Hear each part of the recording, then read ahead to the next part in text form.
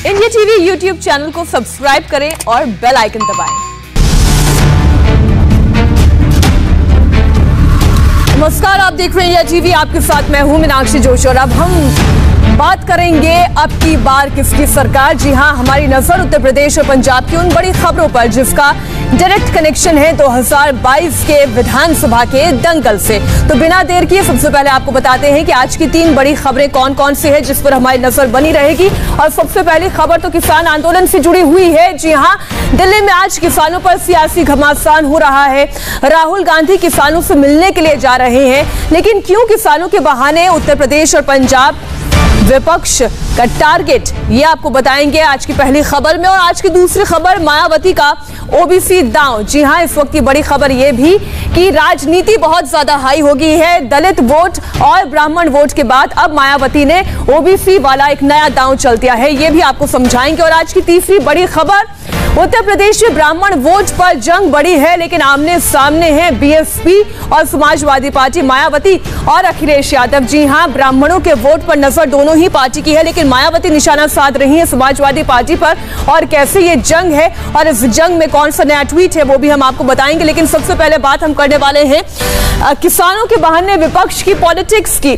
2022 की जंग में विपक्ष की पूरी रणनीति किसान आंदोलन पर टिकी हुई है। उत्तर प्रदेश और पंजाब में चुनाव है, दोनों राज्यों में किसानों का मुद्दा बहुत अहम है। ऐसे में किसान कानून पर विपक्ष की सियासत का एक नया चैप्टर दिखाई दे रहा है। आइए आपको तस्वीर दिखाते हैं। ये वो तस्वीर है, राहुल गांधी किसानों से आज मिलने के लिए जाने वाले हैं। और सिर्फ राहुल गांधी ही नहीं बल्कि कांग्रेस की अगुवाई में विपक्ष के कई नेता जंतर मंतर जाकर किसानों से मुलाकात करेंगे और किसान संसद में शामिल होंगे। ये नेता संसद में किसानों पर चर्चा से भागते हैं, ऐसा आरोप सरकार उन पर लगाती है, लेकिन अपनी राजनीति चमकाने के लिए और किसान आंदोलन के बहाने अब अपनी राजनीति को उत्तर प्रदेश और पंजाब के विधानसभा चुनावों के मद्देनजर अपने हितों को साधने के लिए, जहां पर उत्तर प्रदेश में कांग्रेस कमजोर पड़ गई है, वहां पर एक बार पुनर्जीवित करने के लिए अब आप देखिए कि कांग्रेस क्या कर रही है। पहले जंतर मंतर पर किसान संसद में शामिल होंगे विपक्षी नेता। और अब ये तस्वीर आप देखिए, रणदीप सिंह सुरजेवाला है और ये तस्वीर आप देखिए, इसमें भी राहुल गांधी नजर आ रहे हैं, आनंद शर्मा नजर आ रहे हैं, विपक्ष के बड़े नेता आरजेडी के मनोज झा भी इसमें नजर आ रहे हैं। हालांकि कांग्रेस के राष्ट्रीय प्रवक्ता रणदीप सुरजेवाला कह रहे हैं कि विपक्षी सांसदों को किसान संसद में जाना सियासी नहीं है, लेकिन ये बात हर किसी को पता है कि किसान तो बस बहाना है, कांग्रेस का यूपी और पंजाब पर निशाना है। सांसदों का ये मानना है कि अंधी, बहरी और गूंगी सरकार किसान की पीड़ा, किसान की तकलीफ, किसान का दुख और तीनों काले कानून उनको देखने में बिल्कुल नाकामयाब साबित हुई है। मोदी जी का अहंकार अब किसान की पीड़ा से भी बड़ा हो गया। इस अहंकार को तोड़ने की आवश्यकता है। माननीय सांसद किसानों का समर्थन करते हैं, इसमें कोई राजनीति का प्रश्न नहीं।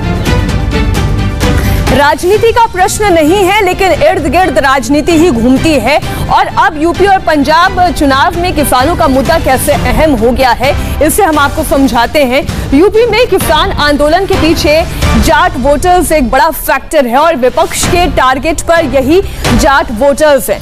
यूपी में जाटों की आबादी 6 से 8% है, जबकि पश्चिमी उत्तर प्रदेश की अगर हम बात करें वहां पर यह आबादी 17% से ज्यादा है।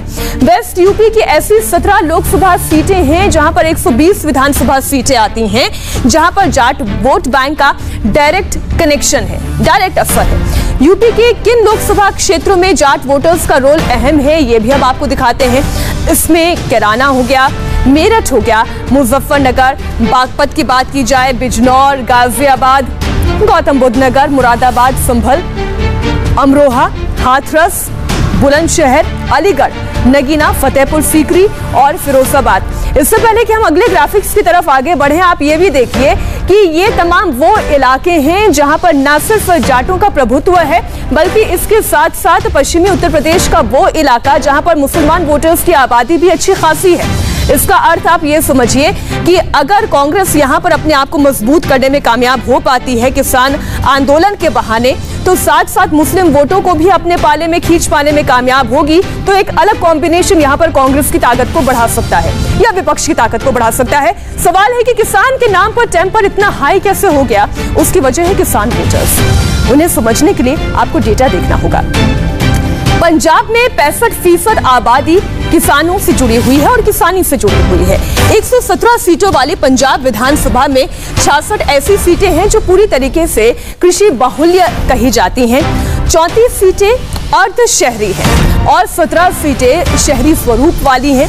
यानी इसका मतलब आप समझिए कि सूबे में 17 लाख से अधिक जो काश्तकार हैं जो सिर्फ खेती करके ही अपने परिवार का भरण पोषण करते हैं। सूबे के कुल 1.90 यानी अब आप ये सोचिए इतनी बड़ी करोड़ों की आबादी जो वोटर्स की है उसका सीधा सीधा किसानी से कनेक्शन है। किसानी से कनेक्शन है यानी किसानों से कनेक्शन है और किसानों से कनेक्शन है यानी विपक्ष का कनेक्शन अपने आप जुड़ जाता है इससे, क्योंकि एक ऐसा सेक्ट है जो इस वक्त सरकार के खिलाफ है।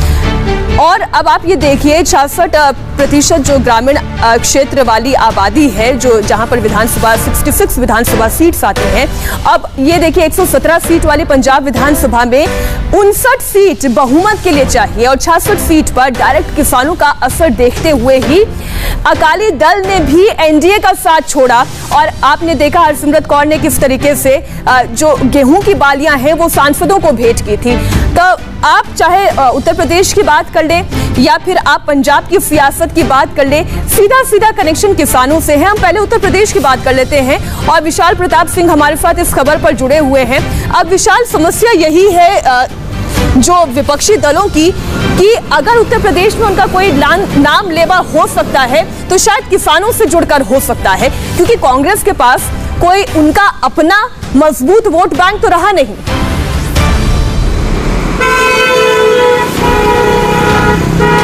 देखिए मीनाक्षी, बिल्कुल ठीक कहा आपने कि कांग्रेस जो खोया हुआ संगठन है, जो सोया हुआ संगठन है, उसको जगाने की कोशिश कर रहा है और उसको जगाने की जो कोशिश है वो जरिया है किसानों का आंदोलन। और निश्चित तौर पर उसके जरिए कांग्रेस पार्टी एक मजबूत छवि अपनी रखना चाहती है और खास तौर पर जो पश्चिमी उत्तर प्रदेश की बेल्ट है वहां पर निश्चित तौर पर बढ़िया परफॉर्म करना चाहती है। यही वजह है कि कांग्रेस पार्टी के जो पूर्व अध्यक्ष हैं राहुल गांधी, मौजूदा सांसद हैं, वो लगातार ये कोशिश कर रहे हैं कि किसानों के जरिए अपने पार्टी वर्कर्स तक, अब किसानों तक पहुंचा जाए और ये बताया जाए कि किसानों का सबसे बड़ा हितैषी अगर उत्तर प्रदेश में देश में कोई है तो वो कांग्रेस पार्टी है। यही वजह है कि कांग्रेस पार्टी जो पिछले लोकसभा चुनाव में 2019 के लोकसभा चुनाव में रायबरेली को सीट को छोड़ करके उत्तर प्रदेश की सभी सीटें हार गई थी, तो ये कहा जा सकता है कि अपने वजूद को तलाशने के लिए, अपने संगठन को मजबूत करने के लिए, अपनी पार्टी को उत्तर प्रदेश से मजबूत करने के लिए लगातार ये कोशिश कर रही है कांग्रेस पार्टी। अब ये देखना होगा कि किसान देखिए जहां पर कांग्रेस की नजर है वहीं पर समाजवादी पार्टी की नजर है और वहीं पर बीएसपी की भी नजर है, लेकिन समाजवादी पार्टी की ज्यादा है।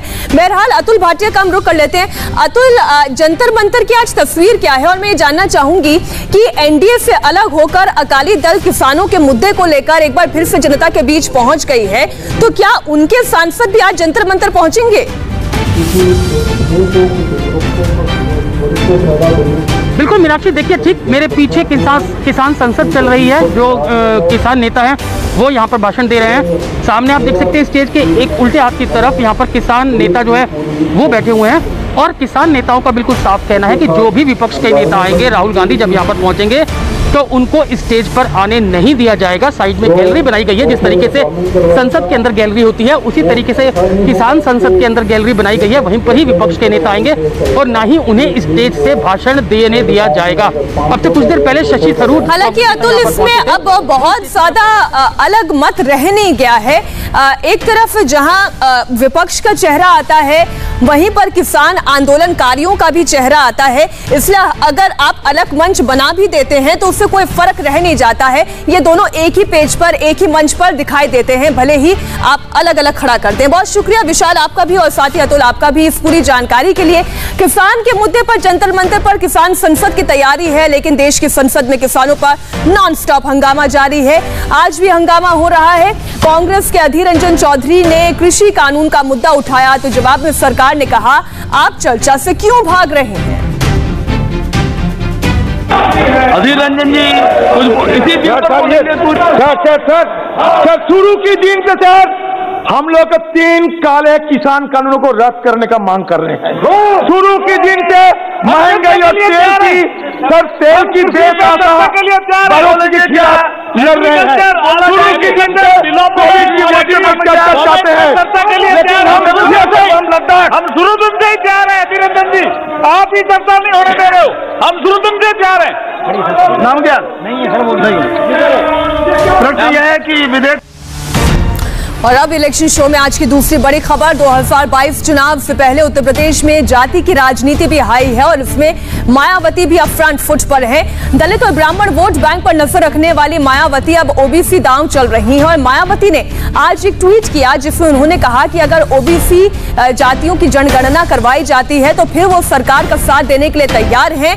ओबीसी की अलग से जनगणना हो, इस मामले में वो केंद्र सरकार अगर कोई सकारात्मक रुख दिखाती है तो बाहर भी और संसद के भीतर भी बीएसपी का समर्थन केंद्र सरकार को होगा।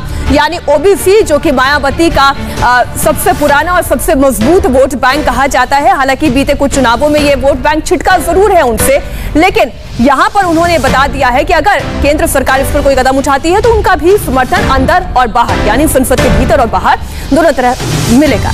यूपी में आपको जातिगत आंकड़े भी दिखाते हैं, पार्टियों का स्टैंड बताएं, लेकिन उससे पहले कुछ ऐसी बातें जो आपको समझना जरूरी है। दरअसल मौजूदा वक्त में देश में जातियों की आबादी का कोई प्रमाणिक आंकड़ा नहीं है और इसकी वजह यह है कि आजाद भारत में कभी भी जातीय जनगणना हुई नहीं। आखिरी बार 1931 का वक्त था जब यानी अंग्रेजों का वो दौर था जब जातियों की जनगणना हुई थी और आज भी 90 साल पुरानी जनगणना के आधार पर ही जातियों का अनुमान लगाया जाता है कि कौन सी जाति के कितनी जनसंख्या है। हालांकि ये माना जा रहा है कि उस वक्त की तुलना में अभी पिछड़े वर्ग की आबादी में काफी इजाफा हुआ है। अब आपको बताते हैं कि आखिर चुनाव से पहले जातीय जनगणना की जो मांग उठ रही है उसे लेकर अलग अलग दलों का स्टैंड क्या है। जाति आधारित जनगणना को लेकर बीएसपी लगातार मांग उठा रही है। मायावती ने ट्वीट करते हुए सियासी माहौल तैयार कर दिया है। इसके अलावा समाजवादी पार्टी के अध्यक्ष अखिलेश यादव भी जातीय जनगणना के पक्ष में है। हालांकि बीजेपी ये नहीं चाहती कि जातीय जनगणना दोबारा से की जाए और यही वजह है कि जेडीयू की अगर हम बात करें, उत्तर प्रदेश की तो पार्टियां हैं ही, लेकिन जेडीयू जो उनकी सहयोगी पार्टी है वो भी कह रही है कि आप जातिगत जनगणना करवा लें। लेकिन सवाल यह है कि आखिर क्यों बीजेपी जातिगत जनगणना के पक्ष में नहीं है, तो इसकी बड़ी वजह भी आप समझिए। अगर जातीय जनगणना हुई तो क्या होगा? नए सिरे से आरक्षण की मांग उठ सकती है, संवैधानिक बदलाव की मांग की जा सकती है। तो ये अभी केंद्र सरकार इस पचड़े में नहीं पड़ना चाहती। राजनीतिक स्थिति में बहुत बड़ा बदलाव होगा, क्षेत्रीय दलों का प्रतिनिधित्व बढ़ेगा। केंद्र जातिगत जनगणना के इसलिए पक्ष में नजर नहीं आती। तो जातीय जनगणना अगर होती है तो क्या होगा, ये केंद्र सरकार की एक चिंता है। उत्तर प्रदेश में बीएसपी और समाजवादी पार्टी का फोकस जातीय जनगणना पर क्यों है, ये भी अब आपको समझाते हैं और इसकी एक बड़ी वजह है वोट बैंक। इसके लिए उत्तर प्रदेश का जातीय समीकरण आपको समझने की जरूरत है। इस वक्त उत्तर प्रदेश में सबसे बड़ा vote bank other backward caste का, जिनकी संख्या करीब 42% है, 42 से 45%। इसके बाद उत्तर प्रदेश में दूसरा सबसे बड़ा वोट बैंक SC/ST का है, यानी करीब 21 से 22%, जबकि उत्तर प्रदेश में सवर्णों की संख्या इन दोनों के मुकाबले कम है। उत्तर प्रदेश में करीब 19% सवर्ण वोटर्स हैं। इलेक्शन शो में अब आज की तीसरी बड़ी खबर पर रुख करते हैं। उत्तर प्रदेश में ब्राह्मण वोट पर बुआ वर्सेस बबुआ की लड़ाई शुरू हो गई है।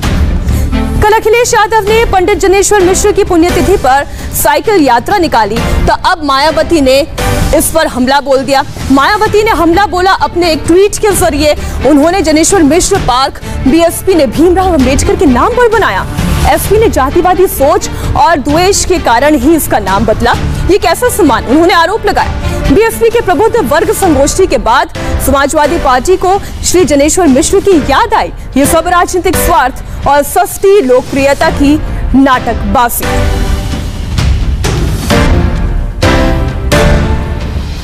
तो अब की बार किसकी सरकार में आज तमाम चुनावी खबरें हम आपके सामने लेकर हाजिर हुए और अब वक्त है ब्रेकिंग न्यूज का। आगे देखिए ज्योत्सना पाटनी के साथ खबरों का तूफान।